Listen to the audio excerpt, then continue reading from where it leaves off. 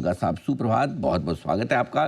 Sir, trade deal पर ही बहुत सारी बातें हैं, साथ ही अमेरिका को लेकर और भारत को लेकर भी, तो मैं एक-एक करके आपसे शुरुआत करता हूँ। सबसे पहले फार्मा कंपनियों की बात करते हैं, जिस पे उन्होंने कहा कि पहली अगस्त से लगेगा छोटा टैरिफ, 1 साल बाद लगेगा बड़ा टैरिफ।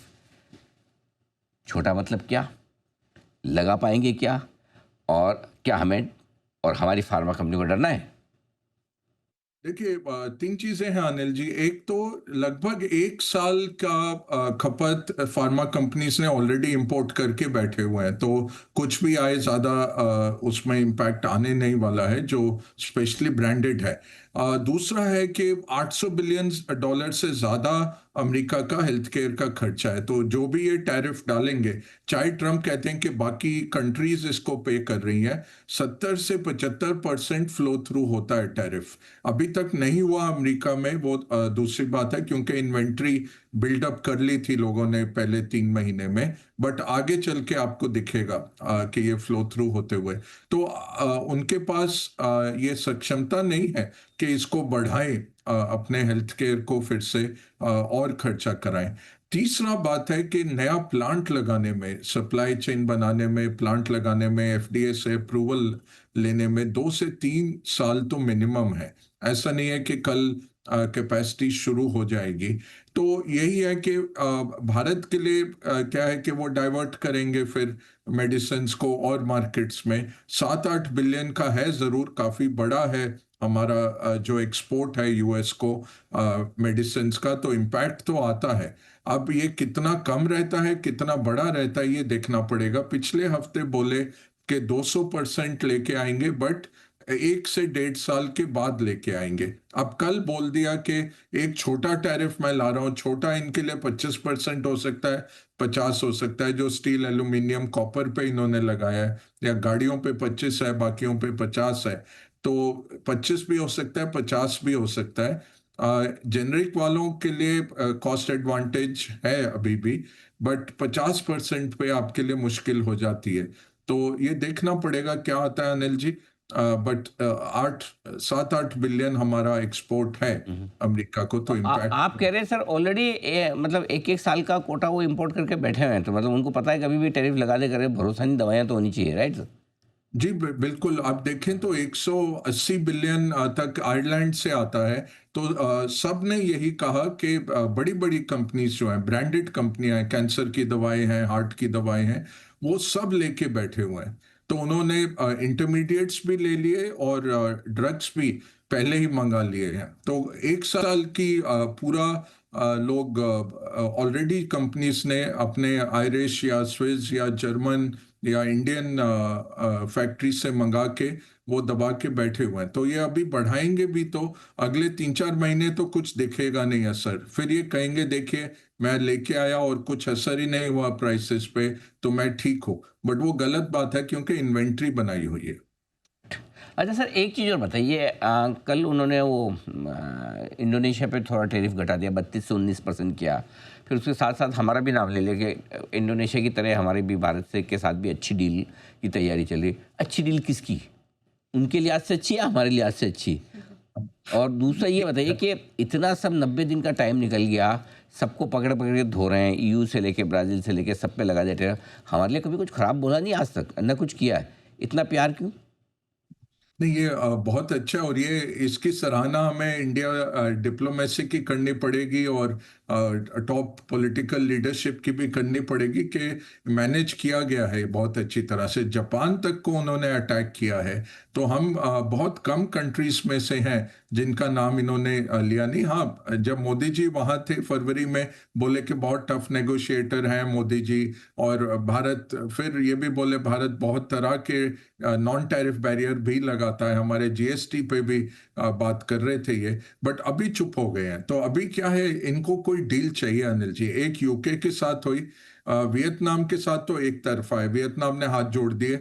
0% वियतनाम लगाएगा अमेरिकन गुड्स पे, और 20% वियतनाम पे लगेगा। अगर चीनी माल वियतनाम अपने छापे पे भेजेगा, उस पे 40% लगता है, क्योंकि वियतनाम का 30% उसका जीडीपी अमेरिकन एक्सपोर्ट पे चलता है। तो वियतनाम के लिए डील बहुत अहम थी, बट इनको इतनी खुशी नहीं मिली उससे। बाकी सब खड़े हुए हैं। यूरोपियन यूनियन ने भी मंडे को एक लिस्ट बना दी 200 गुड्स की, बोल रहे हैं अभी हम इस पे नहीं लगा रहे टैरिफ, बट अगर बात होगी तो हम लगाएंगे। वो क्या कर रहे हैं, 200 गुड्स जो इन्होंने लगा दिए, अब वो कंपनियां यूएस के पास भाग के जाएंगी कि भाई हमें राहत दिलवाइए और इतना बड़ा आप टैरिफ मत करिए यूरोप में। तो बहुत ये साइकोलॉजिकल वॉरफेयर भी एक तरह से चल रहा है। देखिए, घुटने टेक दिए चाइना के आगे, सेमीकंडक्टर अलाउ कर दिया एनवीडिया को भेजना। कल एनवीडिया ने ही सारा नैस्डैक उठाया, नहीं तो डाउ और एस&पी तो गिर रहा था इन्फ्लेशन के आंकड़े के बाद। तो भारत के साथ ये डील चाहते हैं कि एक डील कहीं तो मिल जाए ऐसी। यूके वियतनाम की हुई है, चीन के लिए 12 अगस्त की डेडलाइन है, अभी तक पूरी नहीं हुई है। डी एस्केलेशन हुई है और इन्होंने घुटने टेक दिए क्योंकि वो मैग्नेट और रेयर अर्थ दबा के बैठा हुआ है चीन, वो नहीं दे रहे इनको। तो वहां पे प्रॉब्लम के चलते इन्होंने एनवीडिया भी खोल दिया, और सॉफ्टवेयर भी है जो सेमीकंडक्टर्स का, यूरोपियन कंपनीज को बोल दिया आप दे सकते हैं चीन को। तो चीन ने एक तरफा किया है। पुतिन सुन नहीं रहे, कल बहुत ही खिसियाए हुए थे, बोले बहुत प्लेजेंटली पुतिन बात करते हैं और रात को हमला कर देते हैं। तो 5 बारी मेरी बातचीत हुई है, जी हाँ करते हैं और फिर रात को हमला कर देते हैं। तो इसलिए पुतिन पे भी अब टैरिफ लगाने की बात की है, 50 दिन की अवधि दी है। तो उस सब में आई थिंक भारत ने अच्छा खेला है कि बिल्कुल पब्लिक हमने कुछ नहीं किया और हम बातचीत करते रहे हैं। तो देखिए अब क्या डील बन के आते हैं, क्योंकि एग्रीकल्चर डेयरी में प्रॉब्लम है, एथेनॉल में प्रॉब्लम है।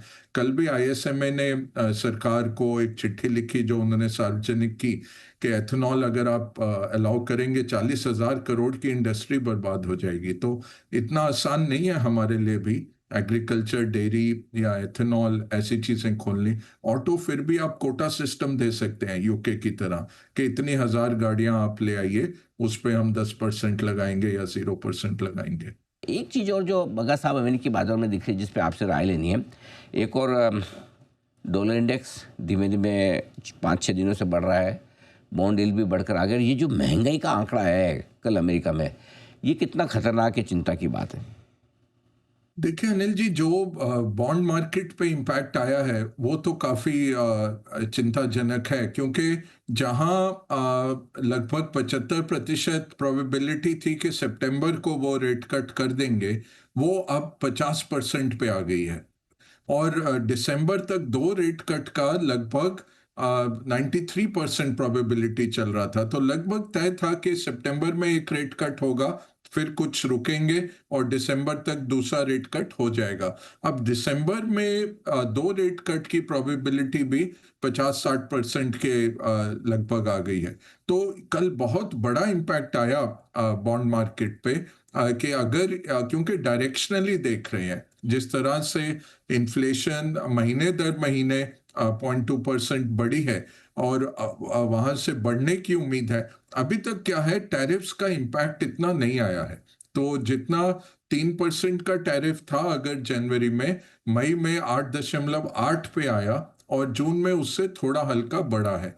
तो अभी तक वो 25% 50% टैरिफ का इम्पैक्ट फ्लो थ्रू नहीं हुआ।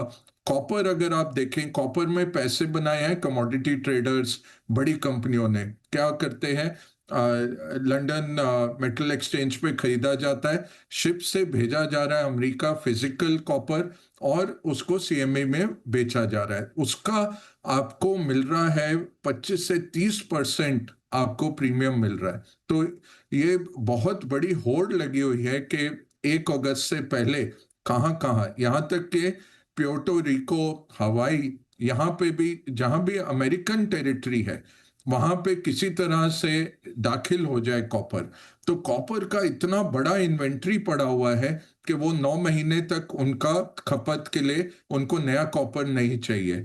तो वो अभी प्राइसेस में आया नहीं है अनिल जी। बिना आए हुए भी 2.7% जो हो गया, या कोर जो 2.9 हो गया, अगले महीने अब 3% क्रॉस कर जाएगा, वो थोड़ा चिंता का विषय है, क्योंकि इस माहौल में पावल तो रेट कट करेंगे नहीं। पावल रेट कट नहीं करते, इमर्जिंग मार्केट में पैसा थोड़ा सीमित हो जाता है, डॉलर स्ट्रांग हो जाता है, बॉन्ड यील्ड्स बढ़ रहे हैं, तो ये सब फिर थोड़ा चिंता का विषय है। तो कल तो बॉन्ड मार्केट ने थोड़ा ओवर रिएक्शन जरूर दिया है। सवेरे भी आप कह रहे थे एडिटर स्टेक में कि 200-250 जो गिरा डाउ, उससे ज्यादा गिरना चाहिए था। आज देख लीजिए फ्यूचर्स डाउन है। नैस्डैक को तो एनवीडिया और बाकी सेमीकंडक्टर वाली कंपनियां संभाल के रख रहे हैं, बट बाकी आप ब्रॉडर इंडस्ट्रियल इंडेक्स देखें डाउ जैसा, वो तो काफी नीचे है। ये आपके लिए पूरे अमेरिकी बाजार का विश्लेषण महंगाई के आंकड़ों के बाद